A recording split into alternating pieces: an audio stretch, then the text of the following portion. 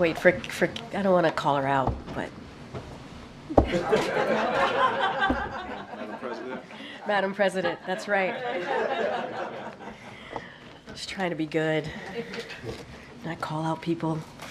All right, good afternoon. As President Biden said during his campaign, no one should be in jail for using or possessing marijuana. That's why in 2022, President Biden requested that DOJ and HHS review how marijuana is scheduled under federal law. Today, the administration is taking a major step toward reclassifying marijuana from a Schedule I to a Schedule III drug under federal law. If finalized, marijuana will no longer hold the higher level classification it currently holds over fentanyl and meth, drugs driving our nation's overdose epidemic. And it will remove burdensome, long-standing barriers to critical research. This announcement builds on the work President Biden has already done to pardon a record number of federal offenses for simply possessing marijuana. His categorical pardon for federal offenses of simple possession in October 2022 and December 2023 lifted barriers to housing, small business loans, and more for thousands of Americans. The reality is, while white, black, and brown people use marijuana at similar rates, black and brown people have been arrested, prosecuted, and convicted at disproportionately higher rates. The president's actions today further his commitment to reverse long-standing injustices and to right historic wrongs. Next, I want to talk about as part of our series of engagements this week, we are marking the 70th anniversary of the landmark Supreme Court decision Brown v. Board of Education. Today, President Biden met with plaintiffs and their family members at the White House. Among those the president met with include Adrienne Jennings Bennett, a plaintiff in one of the original cases, Boiling v. Sharp, that was argued alongside Brown v. Board, and Cheryl Brown Henderson, one of the daughters of the lead plaintiff, Oliver L. Brown, in the Brown v. Board.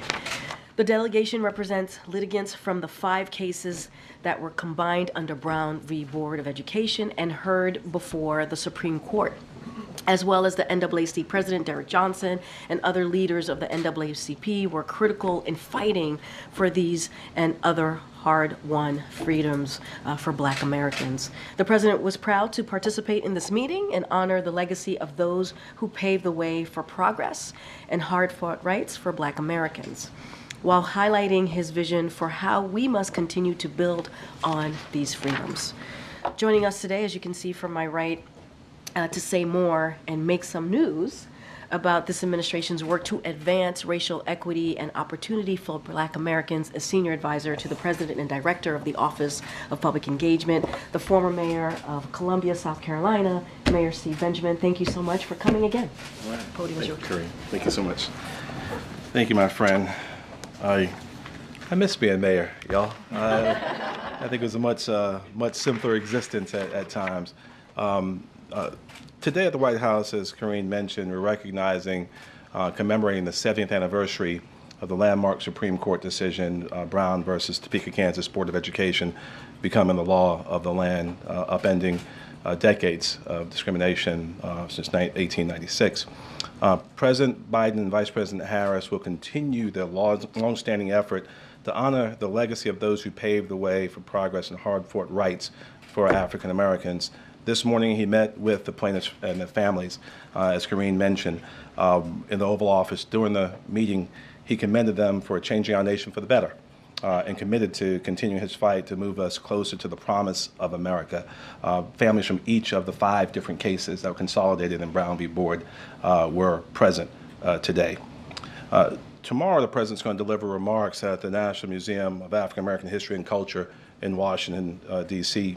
Here, he and the vice president, a proud member of Alpha Kappa Alpha Sorority Incorporated, will also meet with the leaders of the Divine Nine, historically Black fraternities and sororities. On Sunday, May 19th, the president's going to deliver the commencement address at the 140th Morehouse College Commencement in Atlanta, Georgia, where today the faculty voted to confer upon the president an honorary degree. President Biden and Vice President Harris, who also, as we all know, serves as the very first HBCU graduate, first to serve as Vice President of the United States, they know firsthand the value of HBCUs, and I'm proud and very pleased to announce today that the Biden-Harris administration has invested more than $16 billion in historically black colleges and universities, which is unprecedented, a record amount. President Biden has also canceled $160 billion in student loans for over 4 million Americans, providing significant relief to all borrowers with significant impact on black borrowers. Increased the amount of maximum Pell Grants as well by $900, the largest increase in a decade, helping students from low and middle income backgrounds pursue their dreams of a post-secondary education. Nearly 60% of African American students are federal financial aid recipients, with an average award of nearly $5,000 per student. This is only a snapshot of what this administration has delivered as President Biden and Vice President Harris have leveraged the full force of the federal government to advance racial justice and build economic opportunity since their first day in office. As a result of their leadership, black household family wealth is up 60%. More than 2.5 million jobs have been created for African Americans. And in 2023, we hit the lowest black unemployment data on record, and that remains consistently low, as we've seen across the country. Unemployment under 4% for the entire nation for 27 months running. Very happy to be here with you. More than happy to take your questions, I think. Thank you so much for being here. So you recently met with students and faculty at Morehouse College. Can you just talk to us about the concerns they shared and how you responded?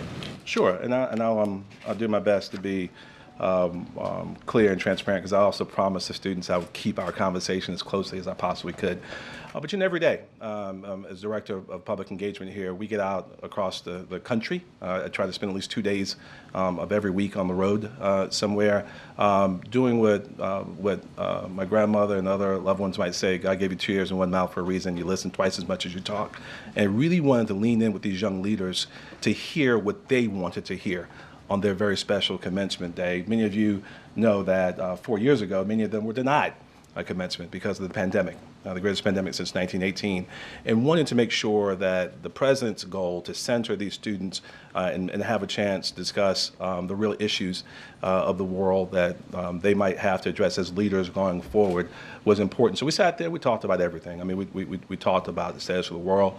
Certainly, many of them wanted to talk about the Middle East and war. We talked about reconnecting communities and the amazing $160 million going in just up the street, the Stitch project in Atlanta, working to undo some of the damage done by previous infrastructure investments, and how it's reconnecting in a very reparative and restorative way the Sweet Auburn community. We talked about wealth creation. Each and every one of these young men, who I will say were exceptional. 5 students, all graduating seniors, going off to do great things at fine institutions and great places to work. 4 faculty members and 2 administrators shared individually, one by one, the things that were important to them to try and hear. But the common thread was they wanted to make sure we were centering the young people, and the president did that on Sunday. So, but we talked on any range of issues. I have a college-age daughter who also attends an HBCU, and a 17-year-old as of today. Happy birthday, Jordan Grace Benjamin. Who is plotting world domination and takeover as we speak. She's a real politician in the family, but their concerns and interest areas were not dissimilar from the 2 teenagers who live in our household. And do you or the president have any concerns about the president's address overshadowing the commencement, as we've heard from some students publicly? Sure. No, obviously, I think what's going to be most important are the words that the president articulates, and I know that he feels very deeply about what this means to these young men. And I say young men, many of you know that Morehouse is a unique institution. Some of you who are familiar with the legacy of the great school is probably the only place in the country, if not the world right now, where that many amazingly talented young men are being trained for leadership in the world at one time, young black men. No, the goal will be to make sure that we use this as an opportunity to continue to elevate the amazing work that's been done at Morehouse over the last century and a half. Yeah, Mayor Hayden, I do wonder what kind of reception do you, having been there, expect the president to receive at Morehouse? Also, does he plan to have any direct engagement with students or faculty there? A lot of them that I've talked to have said, you know, we don't just want a campaign speech or a speech at us, but we want to be able to talk policy or talk about their issues. Sure, I'm sure the president will have a chance to engage with faculty, staff, and students while he's there, and I know that he looks forward to it. Did I answer that question? Yeah, well, Okay. the first one, what kind of, having talked to students in Morehouse, what kind of reception do you expect him to receive? Sure, it's so important to realize that no community is monolithic.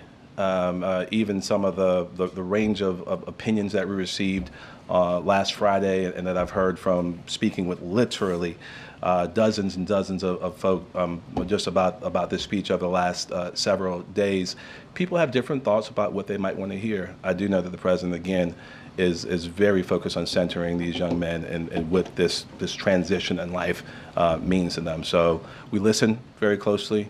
We've received those messages and we shared those with the president and his speechwriting team. And Nancy. Thank you, Mr. Mayor. Happy birthday to your daughter. Thank you. Does the president share the president of Morehouse College's belief that the graduation ceremony should be halted if there are protests or disruptions? You know, I'm going to let Morehouse handle Morehouse and let Dr. Thomas, who's been wonderful to work with, as we prepare for the commencement. I'll let him speak for Morehouse College. The president's been very clear. I mean, we live in a amazing country where you have 3 estates of government and you have a 4th estate that personifies the importance of the right to free speech. And you do it well. That right to free speech extends to even those who wish to protest, and he respects that, and he makes it a point to lean in when there are protesters in the very same space. So we'll respect that. I think as long as they're peaceful protests that don't disrupt the amazing moment that is for each of those graduates there today, I think we'll all consider this a success. Did the White House ever consider canceling the speech once you learned that there likely would be protests? No, not that I know of, but I'll defer that to someone else. No, no ma'am. Hi, Mr. Mayor, thank you. Recent polls have Joe Biden and Donald Trump neck and neck among black voters, hoping to stay away from the Hatch Act. But do you think that the president's message is resonating with black voters? Well, you have no responsibility to stay away from the Hatch Act, but I do. Yeah. So I appreciate that. As I mentioned, I spend a great deal of time on the road. I mean, this is a wonderful citadel of democracy, the D.C., the heart of the republic. But getting out and listening to people and hearing the impact of President Biden's and Vice President Harris's policies on helping change their lives inform my opinion as to where just everyday Americans stand. We're not going to talk politics. And I've had a chance to be, in Arizona, Nevada, Illinois, South Carolina, Georgia, New York, New Mexico, Illinois, Michigan, Wisconsin, Georgia, just in the last several months, and listening to people talk about the impact of amazing things like the criminal justice reforms and social reforms the president's led on how, in fact, creating access to capital and creating economic opportunity, leading to not just these precipitously low unemployment rates, but the greatest increase in number of black-owned businesses in 30 years. How we're not just talking about history like we are doing today with the Brown and related case defendants, but how indeed the president's making history every single day. That's the feedback I get from people, and I think we're gonna focus, continue on making history on this side of the table by just leading through good government and the leadership of the president and the vice president. Mayor, is there a connection between the investments that you talked about today in the HBU community and the things you've been hearing from your travels? Some of the concerns that have been expressed by students and communities across the country, especially in the last several months of the Israel-Hamas war. Is there a link between the investments and what you've been learning? Sure, no. The $16 billion number that we're releasing today is new. It's an updated number, but many of you may remember that the previous total shared publicly was $7 billion, which was also a record long before the last several months. This is consistent with the president's very clear commitment from day one of his administration to making sure that not only do we declare that equity is a central theme, sacrosanct to this, the core of this administration, but that we actually put in place real ladders to opportunity as he seeks to build an economy from the middle out and bottom up. I mean, so this is nothing new. This is entirely consistent with the work that the president has been doing in day one, a whole of government approach, a whole of society approach that's yielding fruit. And when you talk about this kind of investment, and you're meeting with groups of students who feel frustration, does it make a difference? So I will cross the line, maybe back to the first question just briefly. As we went through, it's always important, again, if you're going to listen, you have to listen. You can't come in talking. And you listen, you receive where people are, and you get into a real public narrative, the story of you, the story of me, and kind of where we go from here. And when you see opportunities to share these successes, and I'm not going to sit here and go through a tick list, but in every single corner of American society, you think about the president's leadership, the greatest pandemic since 1918, the greatest economic disruption many of us expected maybe since 1929, the greatest social unrest we saw after the murder of George Floyd since 1968, all wrapped up into a moment that post-Charlottesville propelled this genuinely good man to decide he wanted to help lead his country. That's all part of what has become the Biden-Harris agenda. And they've been leading from the front. As I go through those issues, and I did it last Friday with those amazing young leaders, heads were nodding. People were very much appreciative of receiving the information, and I know we're planning to go out and share it with others. Mr. Mayor, I just wanted to circle back to the meeting today in the Oval Office. The people who were there with President Biden came out and spoke with us briefly afterwards, and a few of them mentioned the work that still needs to be done and how schools are still, in many parts of the country, still effectively segregated. Did the president have anything to say about that in terms of continuing work, and did he respond to the parent ask that a holiday be made out of the anniversary of the Brown versus Ford issue? That request came up in our meeting before the meeting as well, from one of the families of the litigants. I mean, it's important to note that the first major national holiday established in decades is Juneteenth. The president, that's his legislation. The establishment of the Emmett Till and Mamie Till Mobley Memorial in Illinois and Mississippi, also because of Joe Biden and Kamala Harris's leadership, the passing of the Emmett Till anti-lynching bill. Even some of the tough things left to do, hopefully the passage of the George Floyd Justice and Policing Act someday, each of the elements of those bills are part of the president's executive order as it relates to federal law enforcement agencies. In his conversation, and I'm not sure, one of the speakers they may have mentioned, the president also talked to her mother, a 103-year-old litigant, as well by phone. There's an acknowledgement every day with our president that we're not where we ought to be, but we're certainly not where we used to be. And every moment you have to celebrate the successes we've had, celebrating the diversity of this country and how we move forward together is a moment to celebrate. Still a lot of work to be done, but it's only going to happen with truly inspired leadership like we're getting from President Biden, Vice President Harris. Thank you, and thank you, Mayor Benjamin. The Morehouse commencement ceremony has been described as solemn, steeped in tradition. You just described it as unique.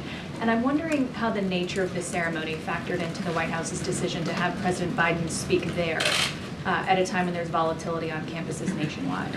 Sure. Morehouse and all the other HBCUs. I served as a trustee at Benedict College, another proud, historically black college in Columbia, South Carolina. Again, my daughter also attends, she'll tell you, because she wears Spelman on her chest all day, every day. She is a Spelman woman.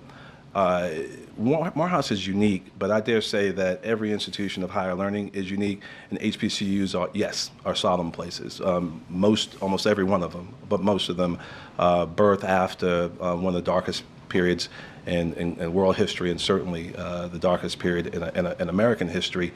So when you step onto those grounds, you're always stepping into someplace special. The president was invited to come to Morehouse, voted on by the faculty today to indeed receive an honorary doctorate, which will be conferred on Sunday. And I think, yeah, it's a special place, and having a chance to speak very directly to this very unique group of talented young men and women, young men and their families who are going to go out and help change the world.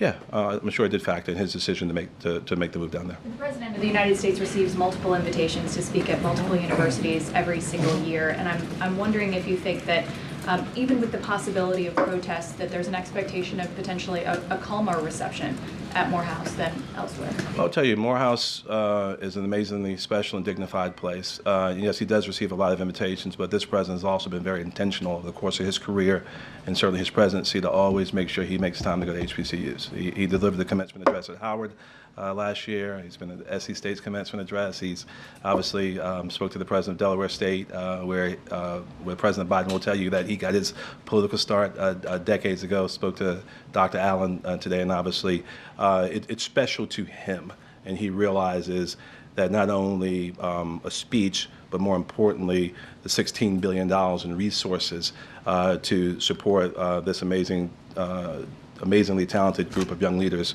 that he doesn't just talk the talk, he walks the walk. Okay, we're gonna start wrapping it up. Go ahead. A question on the Oval Office meeting, and then wanted to follow up on something else you said. Had the president met with the families involved in the Delaware case prior to today's Oval Office meeting, or was this his first time meeting them?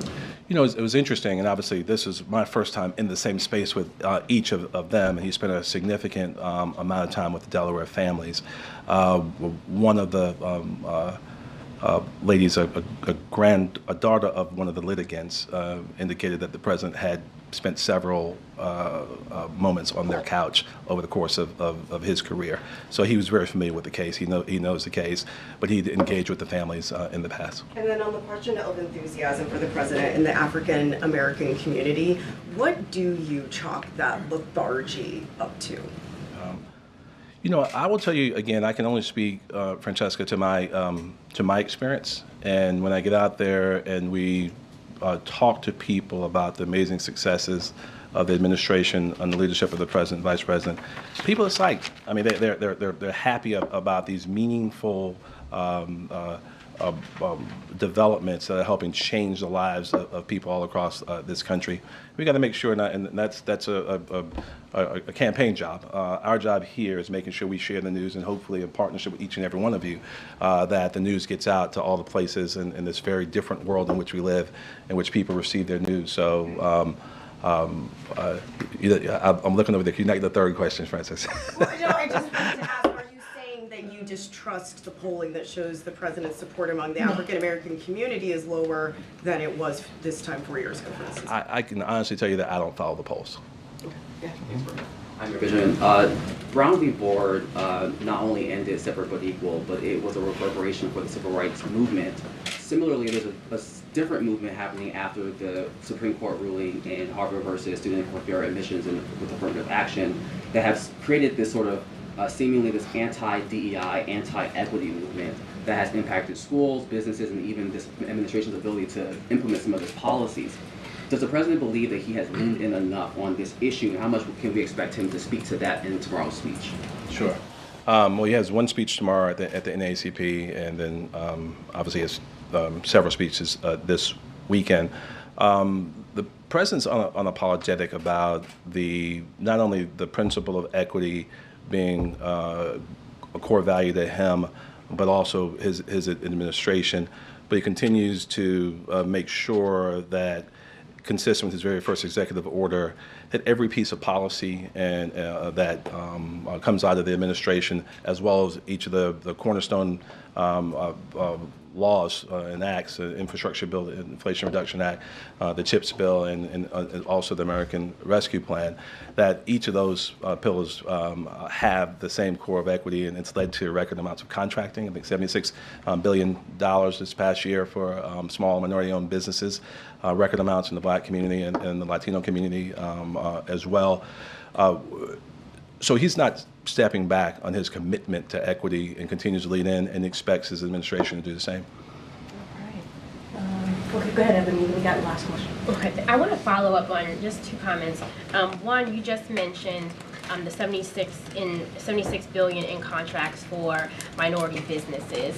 But can you talk about what that looks like for Black businesses specifically? 12.1 billion. 12.1 billion. And then my second question is, earlier you were talking about that we aren't where we want to be, but we're not where we used to be. We're not where we want to be. Specifically, when the question was asked, what are the things, or are there any orders or policies, that executive orders that we can see coming from the president that can address some of these inequities in education? When we were at earlier, I was talking about how we are seeing resegregation in some of the schools. How can the administration, or what could we see come from the administration to reverse that? Because there's been a reversal in many areas. Yeah, I'll try to make the answer as concise as possible, but as you can tell, I believe very much so in data and good data. You know, the challenge that we faced at the height of the pandemic, recognizing still the way that most of our education systems across the country are funded. Property taxes, local resources, not necessarily dedicated at the level that they ought to receive, even in sometimes in the same town or the same state, can make things particularly challenged. The work that the president led on, along with the vice president, to make sure that we're investing not only in HBCUs, record amounts per day, but also under the American Rescue Plan, Title I schools receiving $130 billion in funding for maintenance of equity requirements, making sure we're protecting high poverty schools from reductions in state and local funding. I mean, it's what he does every day. When I talk about not being where we used to be and also not being where we ought to be, there's this idea, and he talks about it often, you've heard him say it a million times, about the idea of America. The idea is that we all aspire to be a more perfect union, which means it's every once in a while you get to take big strides, big leaps forward. Brown v. Board was a big leap forward. Today's announcement of $16 billion for HBCUs is a big leap forward.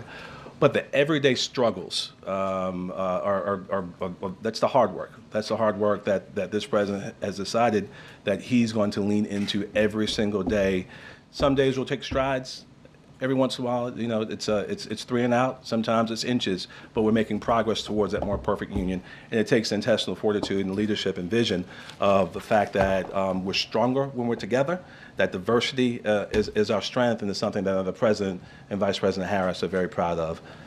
Thank you all for having me. All right? Thank you, Mayor. All right. Appreciate it. Thank you so much. Thank you. Okay, so Ming. Oh wait, let's give him a second. All right. 2 topics, if I may. First, President Biden decided to block the release of the audio of his interview with the special counsel. And obviously the letter from the White House counsel laid out the reasons about the concerns of being used for political purposes. But that seems to imply that the White House is concerned that these could be politically damaging. So why not just release them, especially with this White House's commitment to transparency? Well, for one, the transcripts, as you all know, is already out there. I think the second piece of this, too, to note is that the Attorney General made it clear that law enforcement files like these need to be protected. And so the president made his determination at the request of the Attorney General. So just want to make that second point that I made really clear. The Department of Justice and the White House counsel's office have provided extensive written letters, as you all know. I'm sure some of you have read this on this issue. And like I said, that you have seen. And so so when it comes to anything further or any specifics, obviously I would refer you to my colleagues at the White House counsel's office. But those are just to make that second point again very clear, this was taken by determination. The president took the determination at the request of the Attorney General, and the Attorney General wanted to make sure that that law enforcement files like these must be protected. But does the White House feel that the recording, the audio, could be politically harmful, since that point was also raised in the letter? So I don't want to dive into the specific point that you're making about the politics. I would have to refer you to our counsel's office on that. But there were determination that the president took very seriously on behalf of obviously at the request of the Attorney General, and that's how this decision was made.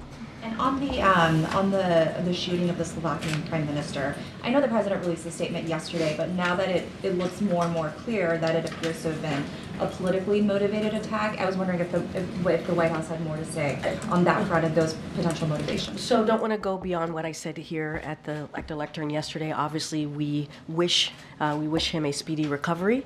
Don't want to get beyond that, and I'm glad that he's doing okay. He's doing better. Thanks, Karine. Just to follow up on what Sungmin was asking for, Speaker Mike Johnson said that President Biden is, quote, apparently afraid for citizens to hear his interview with Special Counsel Robert Hur. How is the White House responding I to would that? say the transcripts are already out there. They've been out there. They have been released to the public. The public has an opportunity to hear directly from the president and or to read and what exactly the president said. The Attorney General made it clear that law enforcement files like these need to be protected, and that's the determination that was made. Anything further, anything specifics, I certainly would refer you to my colleagues, but that was a determination that was made. And again, anything more to that, I would refer you to my colleagues. You talked about the transcripts being released, but as you know, hearing something and reading it is very different. And if the transcript is already out there, why is it different to have the audio there? Like I said, there were determinations that was made by the president at the request of the Attorney General, and so we took that very seriously. The president took that very seriously, and so that's what I would say to your question. And just one more question on another topic, with Xi Jinping meeting with Vladimir Putin at the summit in Beijing. They pledged to deepen their strategic partnership. What is the U.S. assessment of the current Russia-China relationship? So I know that there was a statement, obviously that was a joint statement that was put out. Look, we don't see anything new here. I will reiterate what I said yesterday, which was we find it unacceptable that Chinese companies are helping Putin wage this war against Ukraine. We've been very clear about that. And if China purports to support peace in Europe, it cannot continue to fuel the biggest threat of the European security. And that's not just coming from us. It's coming from NATO, the EU, the G7 partners. They've put out statement about this as well. So look, the statement is nothing new. It's more of the same, and we've been very clear where we stand on this. Good job. I'd like to follow up on that, actually. Yeah. You said the statement is nothing new. It was pretty anti-American. I mean, whether it's new or not, is it concerning to the White House? Look, we don't see anything new with this. We've seen this before. I get the point that you're making. We've seen this type of bilateral statement from those two countries. We have been very clear about this, and it's not just us. You've heard from the EU, you've heard from the G7 partners, you've heard from NATO. Look, we have been all of the allies and partners that I just mentioned. We've been very clear on making sure that we do everything that we can to give the brave people of Ukraine who are fighting Putin's aggression the security assistance that they need. And that's why it was so important to get that national security supplemental. You heard us announce $1 billion on the day that it became law, that national security supplemental, to get that funding out. You heard from Secretary Blinken, who was just in Ukraine and talked about giving more of that security assistance. So we've all been clear. This two bilateral relationship, obviously they stand out as two countries who are, as I said, put out the statement. But that is not the position, not just the position of the U.S. They heard it from G7, NATO, the EU. We've been very, very clear about that, and we're going to continue to stand by Ukraine as they fight for their freedom, they fight for their democracy. Does this White House / does the United States have any leverage to dissuade China from supporting Russia as much as it is? Look, I mean, we've been very clear publicly, we've been very clear privately, and we'll continue to do that. But that doesn't answer my question. Like, saying you've been very clear, what kind of leverage do you have to change this? Here's what I say, Jeff. When you have the EU, you have the G7, you have NATO, all saying what we are saying right now, which is we're going to protect or continue to help Ukraine defend itself, that says a lot. we're talking about partners and allies here who mount a pretty strong force here in saying that we're going to continue to support Ukraine. I mean, I think that says what you need to know. There's just nothing more you can do about China. I mean, look, I'm not going to talk about bilateral relationship. I said this yesterday. What I can speak is to what we've reiterated over and over again is that it is unacceptable for Chinese companies and how they're helping Putin wage this war against Ukraine. We've been pretty clear about that. But the fact that this is the president that has been able to bring NATO together, right? Been able to make NATO the more stronger than it's ever been. That's important. The fact that he's been able to bring more than 50 countries together in order to make sure that Ukraine has what it needs to fight against Putin's war. That says a lot. That says a lot about this president's leadership, and says a lot about where other countries are. I mean, our partners and allies came together in support of Ukraine, and we're going to continue to do so. Thank you, Karine. Republican Senator Mitt Romney said in an interview overnight that he believes that President Biden should have pardoned his predecessor from federal charges. And Romney argued that it's now been a win-win for Trump in his campaign and in his public profile that he's been able to use these charges to his benefit. I'm not going to speak to pardons from here. I'm just not. Especially for a candidate for a 2024 election. I'm just not going to speak about it from here. Clemency is obviously a presidential power. I'm just not going to speak about it from here. The Bureau of Labor Statistics yesterday released inadvertently some CPI data 30 minutes before they were supposed to.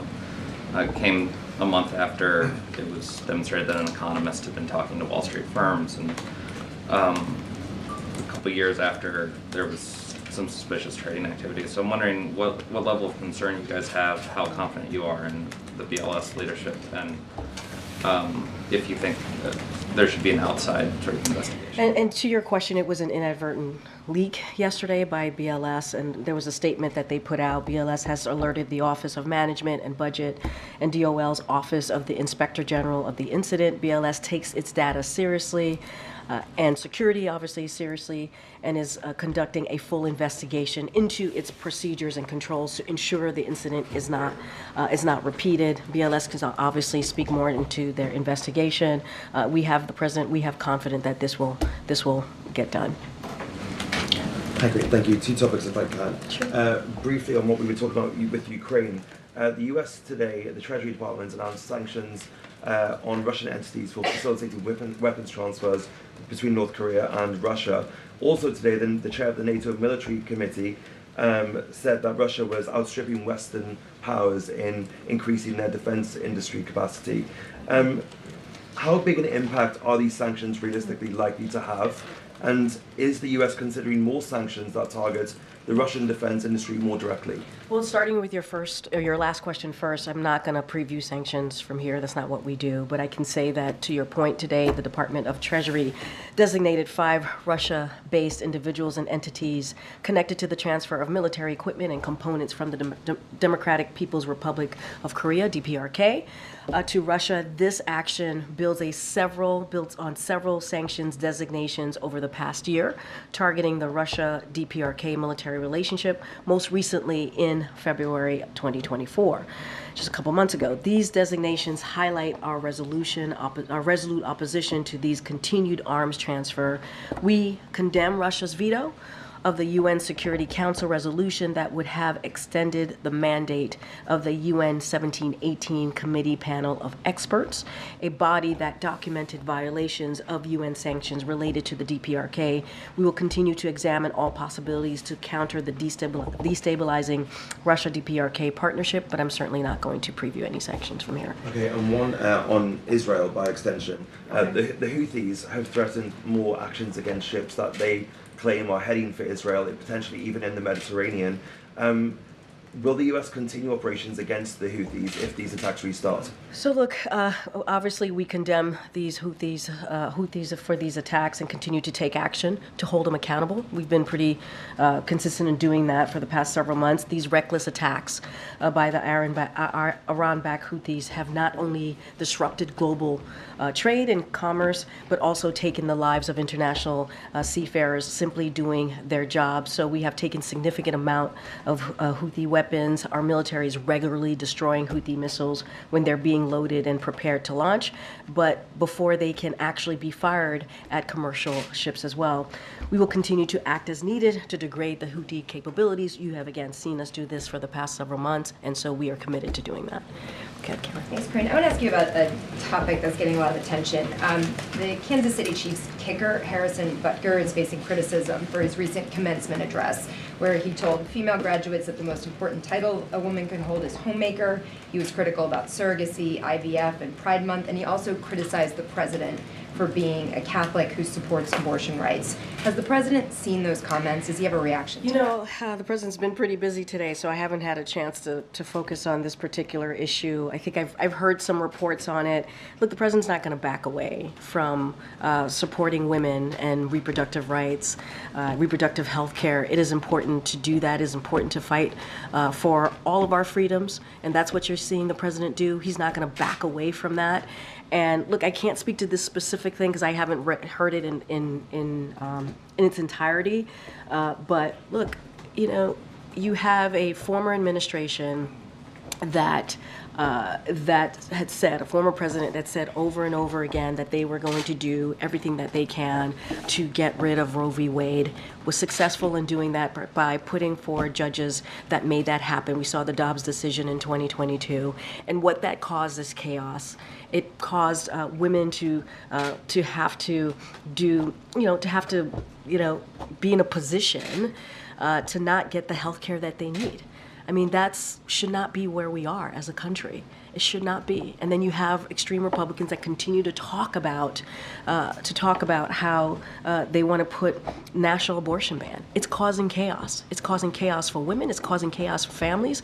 When you're saying that a family can't make a decision on IVF, that's not what this president is about. He wants to make sure that women have the right to make these incredibly difficult decisions about their health care. So families could make a decision about how they want to build and move forward with building a family. And so I can't speak to those direct comments, but what I can speak to is what the president is committed to, and he has shown that over and over again. And you have a vice president that has toured the country talking exactly about that, about how we have to protect our freedoms and freedoms of obviously reproductive health as we're speaking right now. I know you said you can't speak to the comments, but as the president gets ready to give his own commencement address, does he think a message like that is appropriate at a commencement address? From this particular... Look, again, I haven't heard this in context. I saw some reporting, so I want to be super mindful. Look, the president sees commencement day as such an important moment for not just the students, but for their families, obviously their loved ones, to talk about the future, to talk about how in the world that we are in now, in the world that we're in now, how do we move forward? And you'll hear themes from this president on that particular message, and he understands how critical and important, and how those messages, especially a message from the president of the United States, how much it matters. I don't want to get ahead of the president. He's going to obviously lay out and speak to his commencement address on his own. But he's done this many times before. He's done this when he's given commencement address as a senator, has done it obviously as vice president and now president, and this is an incredible, important, impactful moment. Thank you, Karine. Just now, one of your colleagues at the State Department said Israel needs to do more to prevent settlers from sacking trucks of humanitarian aid bound for Gaza. The people who are doing this sort of thing are supporters of Prime Minister Netanyahu. They're the far-right parties are part of his coalition.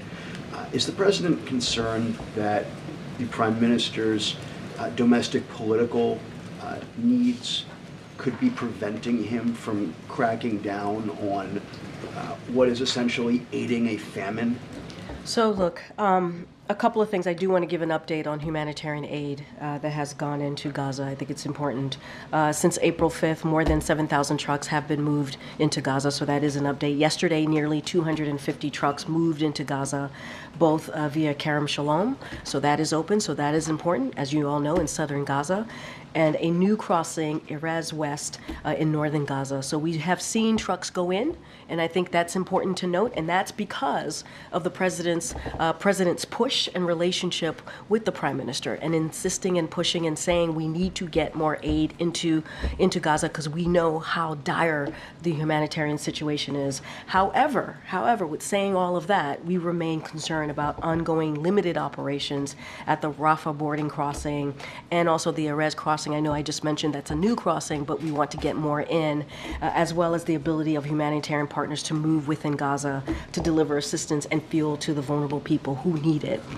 So this level of aid remains insufficient, and we want to continue to press Israel to increase the level of assistance moving into Gaza. I cannot speak to the Prime Minister domestic politics. That is for him to speak to. What I can speak to is what we have been working on doing and how much we understand the importance of getting that humanitarian aid in, and that's what we've been doing. I understand that you can't speak to the Prime Minister's motivations. What I asked you as the spokesperson for the president is the president concerned that Prime Minister Netanyahu's domestic political situation may be imperiling U.S. efforts to get more aid into Gaza? What I'm saying is that we understand what I just laid out is not sufficient. We want to get more in. We are continuing to have those conversations with Israel, and we have seen some progress. We need to get more in. And so the president is committed to that, and that's what you have seen from this president. That's what I will speak to. Yeah, Nadia. No, I know you have follow-ups. Go ahead. Just want to follow up since you update us actually on the humanitarian aid, but equally as important issue is the fuel. So now the UN agency are saying that no fuel, is impossible to get fuel to Gaza, and it's vital for the hospitals. So what efforts are the White House leading to push the Israelis to allow fuel in? So as you know, the pier is in place, which is very important. It'll be operational in upcoming days. So that's important. And obviously the Department of Defense will have more specifics on that. And so we're confident that we're going to be able to distribute this type of aid to get that in to Gaza. And so we continue to have conversations with the UN and the Israelis and also NGOs to ensure humanitarian workers are protected, and we continue to get that aid in. You heard from the National Security Advisor just days ago speak from this lectern to say that we are trying to do everything that we can from air, sea, and land to get that humanitarian aid in. We understand how critical that is to get done, and so this pier is now in place, and up next couple of days, coming days, we'll get that moving, and that is one way. Obviously, we're going to get that fuel in, get the aid in, and obviously we're still working on the land crossings, and as you just heard, I gave some updates on the trucks that have gone in to a new crossing that just opened up, and obviously Kerem Shalom. So we are committed. This president is committed in getting that done. I have one more question. Yesterday I did an interview with Senator Lindsey Graham, and he said basically that a defense and security comprehensive package with Saudi Arabia it could happen sooner than later, and he suggests that actually it could happen under a democratic administration, and he's willing to help the president to deliver it. So The region. Can you just? Well, I can't confirm Jake's travel, but go ahead. All right. Well, we can confirm it. I cannot confirm it from here. I appreciate that.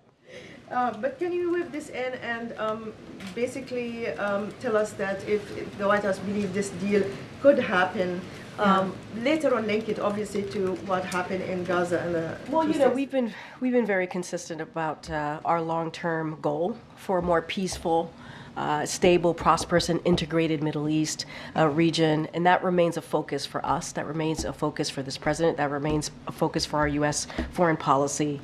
Will always be where we stand on that, and we continue to have conversations on these issues to include the need of a pathway to a Palestinian state, which is the only way to establish a sustainable peace between the Israelis and the Palestinian. That continues to be. We've been again very consistent about that. Our immediate focus remains to securing the release of hostages to make sure that we get also get to a ceasefire, get that humanitarian, create an environment where we're getting more humanitarian aid in. So obviously that's our focus right now, because we understand how important it is to get those hostages home to their loved ones and to their families, to get that humanitarian aid in, and to get to a ceasefire. We want to see that. We want to get to a ceasefire. Go ahead, Michael. Thanks, Karine. The governor of Florida signed a bill today that effectively erases all references to climate change in Florida law. Do you have a response? That's pretty shameful.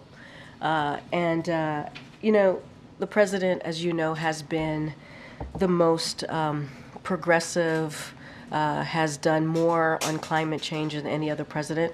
And so we are committed in dealing with this crisis and meeting our goals. And you have heard from this president, and it is unfortunate. It is unfortunate that there are climate deniers still out there. There's a lot more work that we need to do, and so we think that's shameful. The administration also today organized a deportation flight of 100 Haitians to Haiti. How does the administration at this point justify deportation flights to Haiti given the situation on the ground there? So you've heard from us many times. We are urgently trying to urgently working with the international partners in Congress to expedite the deployment of the Kenyan-led multinational security support MSS mission, as you've been hearing. We've contributed $300 million to that mission, and we want to bolster the Haitian police. What's going on that front, and we've also led in humanitarian assistance with over $170 million since October 2022. We understand the situation is dire in Haiti. We understand that, and we are clear-eyed that the economic, political, and security instability are key drivers for migrants around the world. And so obviously, as you all know, you've been tracking what's going on in Haiti. So we are closely monitoring the situation and the routes frequently used by migrants to reach our borders, and would stress that at this time, irregular migration flows through the Caribbean remain low. But that said, we are always planning for contingencies, and we believe that is important as well. I can't speak to this particular incident. I have not spoken to the team about this yet, but we get how dire it is there, and that's why we've tried to move up our humanitarian assistant here, leading the world in getting that humanitarian aid, and we're trying to get the MSS in place so that we can give the support to the Haitian National Police in dealing with the dire situation that's happening. Okay, go ahead, Patsy. Thank you, Karine. Israeli Defense Minister Yoav Gallant yesterday publicly questioned Prime Minister Netanyahu on his strategic endgame of the war, calling out for an establishment of a governing alternative in Gaza that's not Hamas but also not Israeli military rule. And to me, he is basically saying what Jake Sullivan and Secretary Blinken has been urging for the same things this week.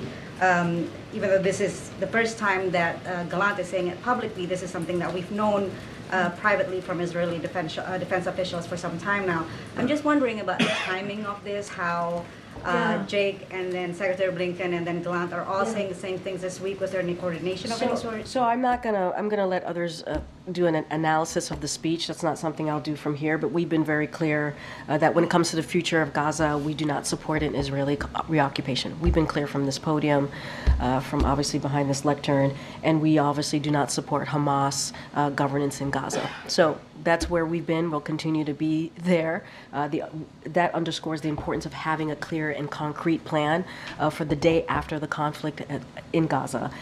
As you just stated in your question to me, Jake Sullivan, our national security advisor, was very clear about this very recently.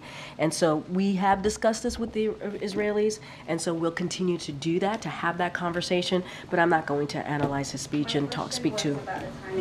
Yeah, but I'm not going to speak to timing. I'm not going to give an analysis on it. We'll continue to have those conversations with the Israelis as we have been, and we've made our point, and we've made our stance pretty clear on that. You heard that from the National Security Advisor, Jake Sullivan, very recently at this lecture. Just more broadly on the ceasefire itself, it appears to be in deadlock right now. So at this point, is the president still confident that his strategic end goal to end the violence in Gaza, and then what happens the day after can align with that of Israel and Hamas? Look, we have to continue to be hopeful. This is a president that's optimistic, that's hopeful. We're going to continue to work around the clock to get this done. This could all end today if Hamas would release the wounded, the women, and we've said this over and over again, the elderly. It could end today. But we're determined to get those hostages home. We are determined to get to a ceasefire, to get more humanitarian aid in, and we have to be optimistic. We have to be hopeful here. Okay, all right. Israel said today that additional troops will enter the Rafah area, and that its operation there will intensify.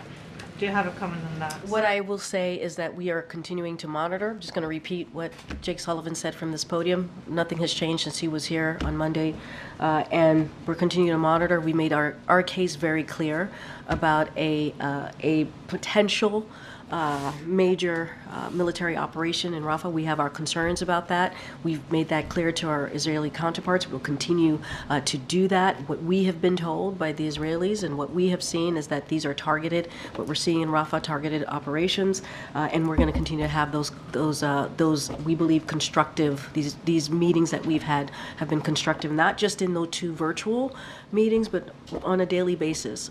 We certainly are talking with the Israeli government. All right, you have the last one. Thank you. The Deputy Director of ICE is telling us that 2 Jordanian nationals are in removal proceedings now after posing as Amazon delivery drivers to crash the gates at Quantico. Does the White House think this might have been a failed terrorist attack? So going to be really mindful. These 2 Jordanians that you're speaking of remain in ICE custody, and given that it is an active law enforcement matter, so I would have to refer you to ICE. I just can't dive into this because, again, there's a law enforcement. This is a law enforcement matter. Something totally different. Oh gosh. Where is this going? Have you heard? Oh no. That Vice President Harris is telling friends that she may go back to California and run for governor if the election does not go her way. That is news to me. I would say this, the Vice President has been a great partner to this president. He is appreciative of the work that she has done. It is impressive what she's been able to do on these tours that she has done on reproductive rights, her leadership on gun violence, to fight gun violence across the country, prevention, obviously, and leading in the first historic office coming out of the White House. She has been an amazing partner, and the president appreciates her leadership, and that's all I'll say to that. And oh last gosh. one. Why is President Biden celebrating today the Dow reaching 40,000 if his position, dating back to 2021, about the stock market is, that's not how I judge whether or not we have economic growth? So while we have long said that the stock market is not the economy, and we have said that to your point, it's clear that what we'll say is that the President Biden's economic plan is working. It's growing the middle class, as you hear us talk about all the time. Spurs investment in manufacturing created almost 800,000 jobs in this administration alone, and infrastructure, and outperform other countries. That's what the president has been very focused on. Record stock market highs under President Biden are good for retirement accounts and household wealth, and that is just a fact. And so, which we would never root for a stock market crash or for Americans to lose their jobs. It's something that we would never root for from here. But obviously, the stock market, again, is not the economy. But we believe that President Biden's economic plan is working. Again, growing the middle class, and I think that's a good thing. I think we should be really grateful for that for the American people. Thanks, everybody. I'll see you tomorrow. Thank you.